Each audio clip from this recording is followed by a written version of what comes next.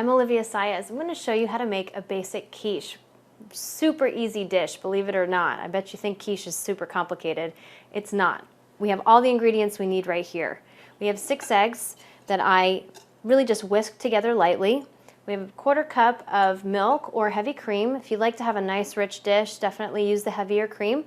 I also have about a cup of ham, 1/4 cup of Swiss cheese, and salt and pepper, about a teaspoon of salt and a 1/2 teaspoon of pepper, and my favorite, nutmeg. This really builds the nice base flavor for your dish. So we'll take our milk and we'll pour it into our eggs. And we'll make sure that we whisk it thoroughly so it's thoroughly blended. You don't want any patches or streaks of white milk.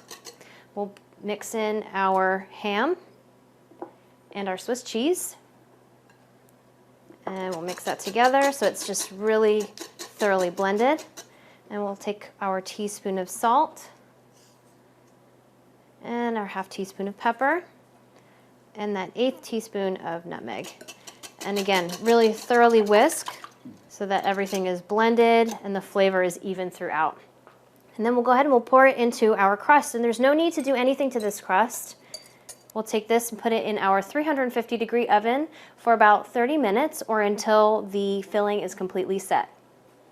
And here we have our finished basic quiche.